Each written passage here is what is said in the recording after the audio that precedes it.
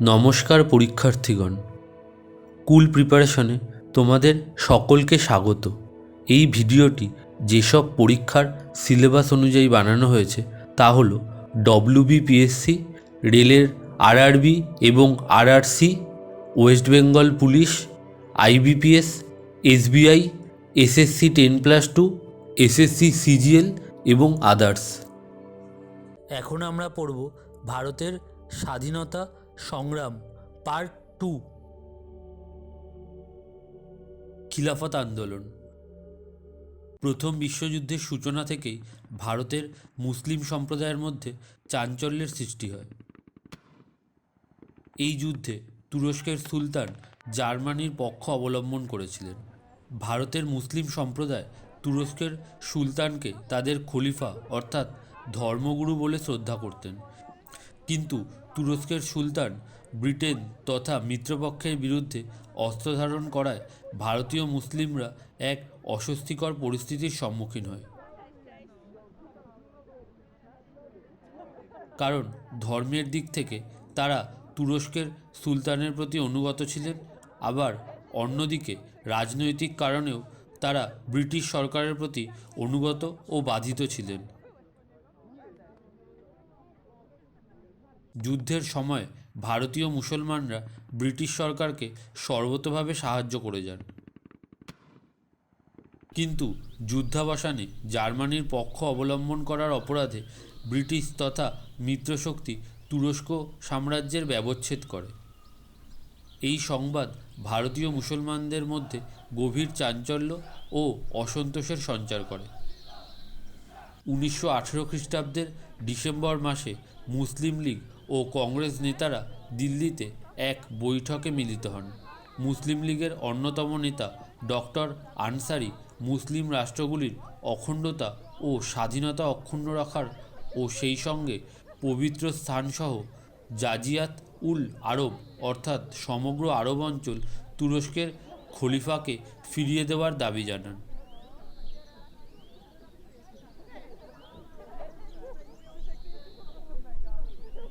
কংগ্রেসি নেতা হাকিম আজমল খাঁ এই দাবি সমর্থন করেন এবং মুসলমানদের দাবির প্রতি গান্ধীজির সমর্থনের জন্য তার প্রতি মুসলিম সম্প্রদায়ের কৃতজ্ঞতা জানানো হয়।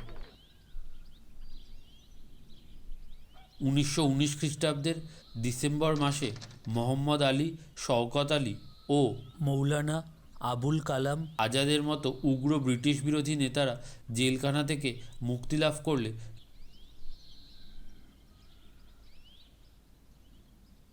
খিলাফত আন্দোলন জোরদার হয়ে ওঠে।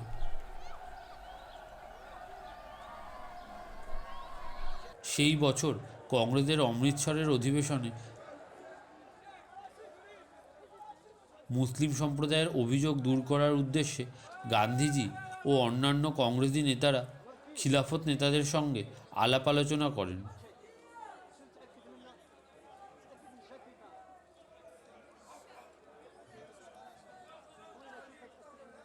দুই সংস্থার নেতারা 1920 খ্রিস্টাব্দের প্রথম দিকে বড়লাট চেমসফোর্ডের সঙ্গে সাক্ষাৎ করে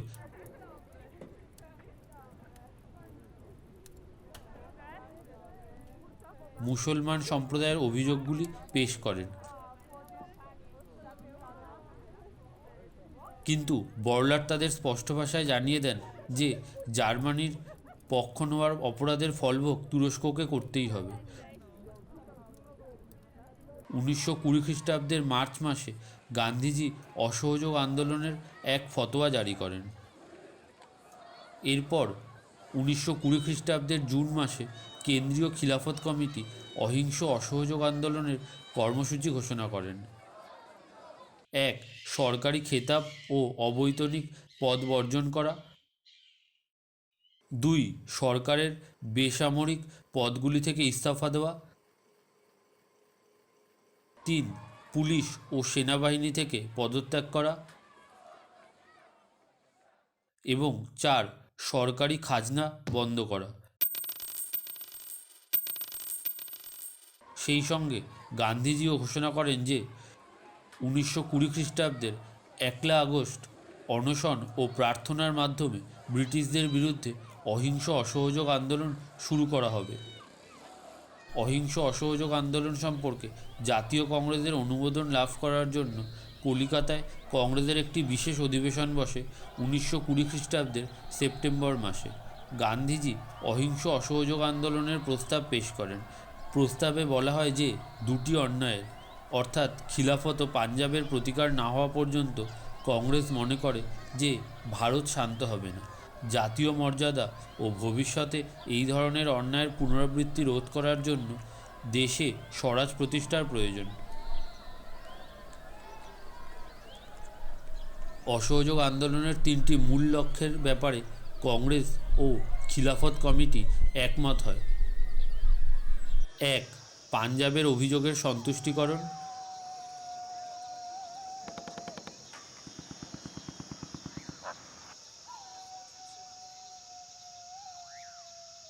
2. খিলাফতের প্রতি ব্রিটিশ তথা মিত্রপক্ষের অন্যায়ের প্রতিকার। এবং 3. ভারতকে স্বরাজ দান। খিলাফত কমিটির দাবি ছিল 1. খলিফা অর্থাৎ তুরস্কের সুলতানের পার্থিব ও ধর্মীয় অধিকার ও সম্মান রক্ষা করা। 2. আরব দেশে অবস্থিত পবিত্র স্থানগুলির ওপর খলিফার কর্তৃত্ব স্বীকার করা। এবং 3. মুসলিম রাষ্ট্রগুলির স্বাধীনতা ও সার্বভৌমত্ব অক্ষুণ্ণ রাখা। অসহযোগ আন্দোলনে খিলাফত আন্দোলনের অবদান অস্বীকার করা যায় না। খিলাফত আন্দোলন গান্ধীজি তথা কংগ্রেসকে এক ঐক্যবদ্ধ আন্দোলন গড়ে তোলার সুযোগ এনে দেয়। স্বরাজ্য দল। অসহযোগ আন্দোলনের অবসানে ভারতের রাজনীতিতে এক অনিশ্চয়তা ও সংকটজনক পরিস্থিতির উদ্ভব হয়। জনগণের মধ্যে উদ্দীপনা স্থিমিত হয়ে পড়ে এবং কংগ্রেসীদের মধ্যে নিরুৎসাহ ও হতাশা প্রবলভাবে দেখা দেয়। গান্ধীজি, চিত্তরঞ্জন দাস, মতিলাল নেহেরু প্রমুখ শীর্ষস্থানীয় নেতারা কারারুদ্ধ থাকায় দেশবাসী নেতৃত্বহীন হয়ে পড়ে। অন্যদিকে খিলাফত আন্দোলন বন্ধ হয়ে যাওয়ায়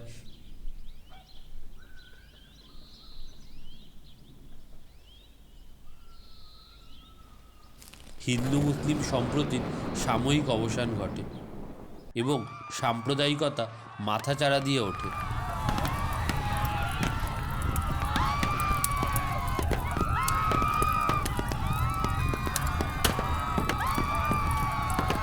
এছাড়া সরকারের কঠোর দমনমূলক নীতির পরিপ্রেক্ষিতে রাজনৈতিক আন্দোলন চালিয়ে যাওয়া অসম্ভব হয়ে পড়ে। ইতোমধ্যে 1922 খ্রিস্টাব্দে ব্রিটেনে রক্ষণশীল দল ক্ষমতায় আসলে ভারত সম্পর্কে প্রতিক্রিয়াশীল নীতির প্রয়োগ আরও ব্যাপক হয়।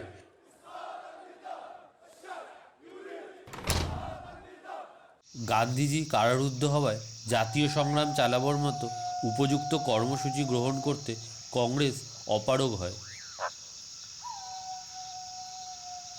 এই অবস্থায় আন্দোলনের বিকল্প হিসেবে সংসদীয় কার্যকলাপে অংশগ্রহণ করার প্রয়াস শুরু হয়। They seek to impose and expand an empire of oppression. এই ব্যাপারে অগ্রণী ভূমিকা গ্রহণ করেন দেশবন্ধু চিত্তরঞ্জন দাস ও পণ্ডিত মতিলাল নেহেরু। আলিপুর সেন্ট্রাল জেলে কারারুদ্ধ অবস্থায় দেশবন্ধু এক নতুন কর্মপন্থার প্রয়োজন অনুভব করেন। তিনি আইনসভাগুলোতে অসহযোগ পরিকল্পনা উদ্ভাবন করেন। দেশবন্ধু প্রস্তাব দেন যে কংগ্রেসীরা আইনসভার নির্বাচন বর্জন না করে নির্বাচনে অংশগ্রহণ করুন এবং আইনসভায় প্রবেশ করে সরকারি নীতির বিরোধিতা করুন। দেশবন্ধুর নতুন পরিকল্পনা আলিপুর জেলের রাজবন্দীদের মধ্যে দারুণ উদ্দীপনার সঞ্চার করে এবং তাদের মধ্যে যথাক্রমে পরিবর্তনপন্থী বা প্রো-চেঞ্জার ও পরিবর্তন বিরোধীপন্থী বা নো চেঞ্জার এই দুটি গোষ্ঠীর উদ্ভব হয়। মোট কথা, আইনসভা প্রবেশ প্রস্তাবটি নিয়ে কংগ্রেসের মধ্যে দুটি দলের উদ্ভব হয়। এই প্রস্তাবের সপক্ষে ছিলেন মতিলাল নেহেরু, হাকিম আজমল খাঁ, বিঠলভাই প্যাটেল ও সত্যমূর্তি। বিপক্ষে ছিলেন ডক্টর রাজেন্দ্র প্রসাদ, রাজা গোপালাচারী, ডক্টর আনসারি, সর্দার বল্লভভাই প্যাটেল প্রমুখ। গয়ায় কংগ্রেসের অধিবেশনে আইনসভায় প্রবেশের প্রশ্নে তুমুল বিতর্ক হয়। শেষে রাজা গোপালাচারীর নেতৃত্বে গান্ধীবাদী গোষ্ঠী জয়লাভ করে এবং দেশবন্ধুর নতুন পরিকল্পনা অগ্রাহ্য হয়।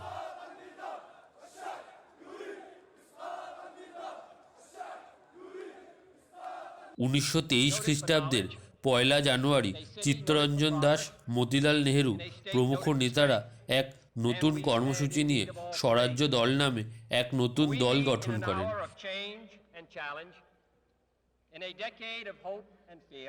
এরপর দেশবন্ধু, মতিলাল নেহেরু, বিঠলভাই প্রমুখ স্বরাজপন্থীরা সারা ভারতে নতুন কর্মসূচির সপক্ষে জনমত গড়ে তুলতে সচেষ্ট হন।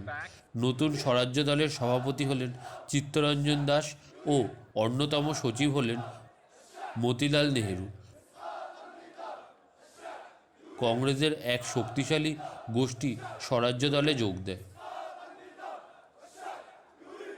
স্বরাজ্য দলের প্রধান কর্মসূচি ছিল 1. আইনসভায় প্রবেশ করে সরকারের কাজকর্মে বিরোধিতা করা,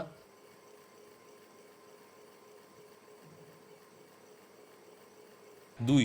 সরকারি বাজেট বা আয় ব্যয়ের প্রস্তাব প্রত্যাখ্যান করা, 3. নানাবিধ বিল ও প্রস্তাব উত্থাপন করে জাতীয়তাবাদের অগ্রগতিতে সহায়তা করা এবং 4. সুনির্দিষ্ট অর্থনৈতিক নীতি গ্রহণ করে বিদেশি শোষণ বন্ধ করা। এক কথায় 1919 খ্রিস্টাব্দের মন্টেগু চেমসফোর্ড প্রবর্তিত শাসন ব্যবস্থাকে ব্যর্থ করাই ছিল স্বরাজ্য দলের প্রধান উদ্দেশ্য। স্বরাজ্য দলের অন্য উদ্দেশ্য ছিল ব্রিটিশ সাম্রাজ্যের অন্তর্ভুক্ত থেকে স্বায়ত্তশাসনের অধিকার লাভ করা। Simon commission. মন্টেগু চেমসফোর্ড সংস্কার আইন প্রবর্তিত হলেও ভারতীয় নেতাদের কাছে তা ছিল অপ্রতুল ও হতাশাব্যঞ্জক। প্রশাসনিক ও সাংবিধানিক সংস্কারের জন্য ভারতীয়দের মধ্যে অস্থিরতা লক্ষ্য করেই বড়লাট লর্ড আরউইন এক উচ্চ ক্ষমতাসম্পন্ন কমিশন গঠন করার কথা ঘোষণা করেন।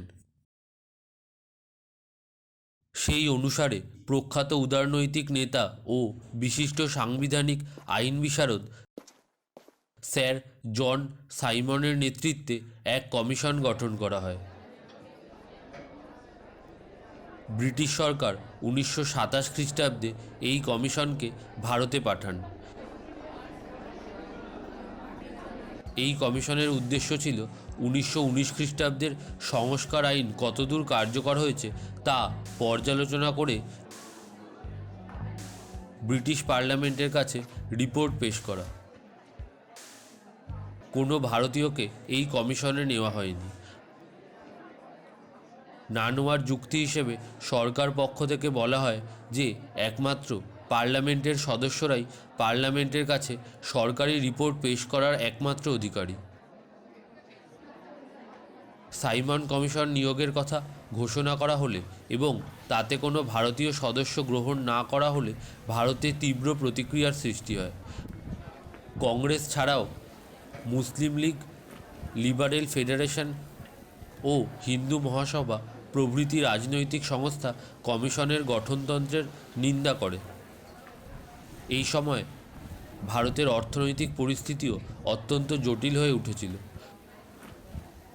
কৃষি ও শিল্পের ক্ষেত্রে উৎপাদন ক্রমেই হ্রাস পেতে থাকে। দ্রব্যমূল্যের বৃদ্ধির ফলে শ্রমিক শ্রেণীর অবস্থা সঙ্গীন হয়ে ওঠে। ভারতের কমিউনিস্ট পার্টিও সাইমন কমিশনের ব্যাপারে ক্ষোভ প্রকাশ করে। এই পরিস্থিতিতে কংগ্রেস সমেত অন্যান্য রাজনৈতিক দল সাইমন কমিশনকে সামাজিক ও রাজনৈতিকভাবে বয়কট করার সিদ্ধান্ত নেয়।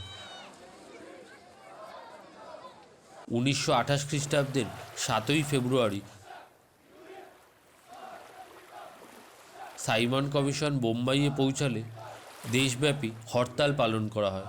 সাইমন কমিশন ফিরে যাও ধ্বনি সর্বত্র ওঠে। কমিশনকে কালো পতাকা দেখানো হয়।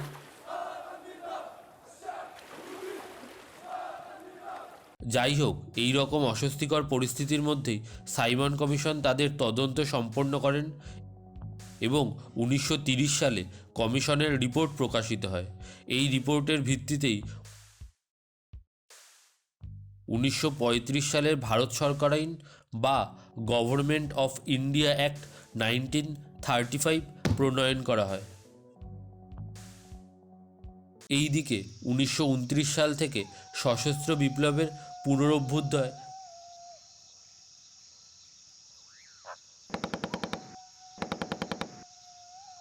ভারতে এক দারুণ উত্তেজনামূলক পরিস্থিতির সৃষ্টি করে। পাঞ্জাবের পুলিশ সুপারিনটেন্ডেন্ট স্যান্ডার্সের হত্যা,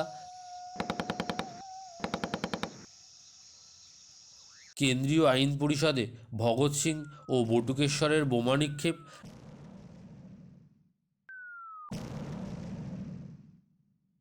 লাহোর ষড়যন্ত্র মামলা,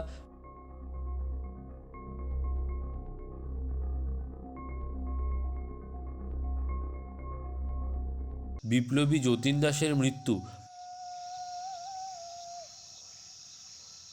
প্রভৃতি ঘটনার ফলে পরিস্থিতি অগ্নিগর্ভ হয়ে ওঠে।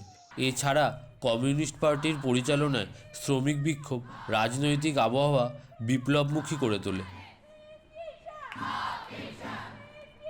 লাহোর কংগ্রেস। দেশের এই উত্তেজনাপূর্ণ পরিস্থিতির মধ্যে 1929 খ্রিস্টাব্দের ডিসেম্বর মাসে জাতীয় কংগ্রেসের লাহোর অধিবেশন বসে। গান্ধীজির চেষ্টায় জওহরলাল লাহোর অধিবেশনের সভাপতি নির্বাচিত হন। নবীন নেতা জওহরলালের নির্বাচন কংগ্রেসের মধ্যে এক দারুণ উদ্দীপনা ও উৎসাহের সঞ্চার করে। কংগ্রেস প্রাণবন্ত হয়ে ওঠে। লাহোর কংগ্রেসের সভাপতি পূর্ণ স্বরাজ বা স্বাধীনতার দাবি দৃপ্ত কণ্ঠে ঘোষণা করে।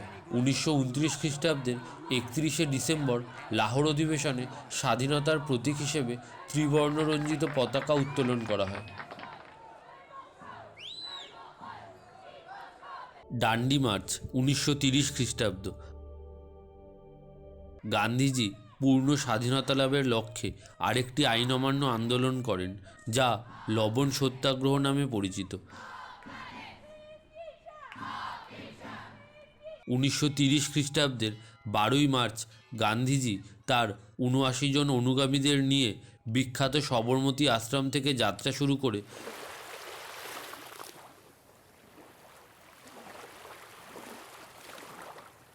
ছোট গ্রাম ডান্ডিতে লবণ আইন ভঙ্গ করেন। গান্ধীজি 1930 খ্রিস্টাব্দের 6ই এপ্রিল ডান্ডি নামক স্থানের সমুদ্র থেকে লবণ তৈরি করে লবণ আইন ভঙ্গ করেন। গান্ধীজি নিজে হাতে লবণ তৈরি করে আইন অমান্য আন্দোলনের সূচনা করেন। এই আন্দোলনে দেশের জনগণের উপস্থিতি কংগ্রেসের জাতীয় আন্দোলনের ইতিহাসে এক নতুন অধ্যায়ের সূচনা করে। আর্মিতে স্বাধীনতা সংগ্রামী সৈন্যদের এই আন্দোলনে উজ্জীবিত হওয়ার ফলে এই আন্দোলন অনেক বেশি শক্তিশালী হয়েছিল। প্রথম গোলটেবিল বৈঠক 1930 খ্রিস্টাব্দ। লন্ডনে 1930 খ্রিস্টাব্দের 12ই নভেম্বর সাইমন কমিশন সম্বন্ধে আলোচনা করার জন্য প্রথম গোলটেবিল বৈঠক বসে, কিন্তু ভারতীয় কংগ্রেস এই বৈঠক বয়কট করে। কমিশনের প্রস্তাবে বলা হয়েছিল স্বায়ত্তশাসনের মাধ্যমে প্রাদেশিক এবং যুক্তরাষ্ট্রীয় সরকার গঠন এবং কেন্দ্রে আংশিক দায়িত্বশীল সরকার গঠন।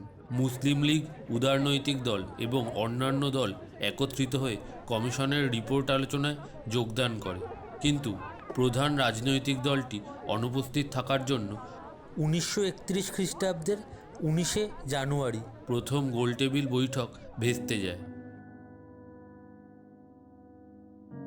দ্বিতীয় গোলটেবিল বৈঠক 1931 খ্রিস্টাব্দ। লন্ডনে 1931 খ্রিস্টাব্দের সেপ্টেম্বর থেকে ডিসেম্বর পর্যন্ত অন্যান্য রাজনৈতিক দলের প্রতিনিধি, ভাইসরয় লর্ড ওয়েলিংটন এবং কংগ্রেসের একমাত্র প্রতিনিধি গান্ধীজির বৈঠক অনুষ্ঠিত হয়। সাম্রাজ্যবাদী ব্রিটিশ সরকার ভারতের রাজনৈতিক বা অর্থনৈতিক প্রগতির বিরুদ্ধে ছিল। যাই হোক, এই গোল বৈঠক ব্যর্থ হয়েছিল কারণ ব্রিটিশ প্রধানমন্ত্রী রামসে McDonald They seek to impose and expand তার নীতিতে বিভিন্ন সম্প্রদায়ের প্রতিনিধিত্বের প্রস্তাব দেন, কিন্তু এই প্রস্তাব every aspect of every life. Gandhiji প্রত্যাখ্যান করেন এবং তার দাবি ছিল ভারতীয়দের স্বাধীনতা অর্জন করা। 1931 খ্রিস্টাব্দের 1 ডিসেম্বর এই বৈঠক স্থগিত হয়ে যায় এবং বিশেষ কোনো ফল হয়নি।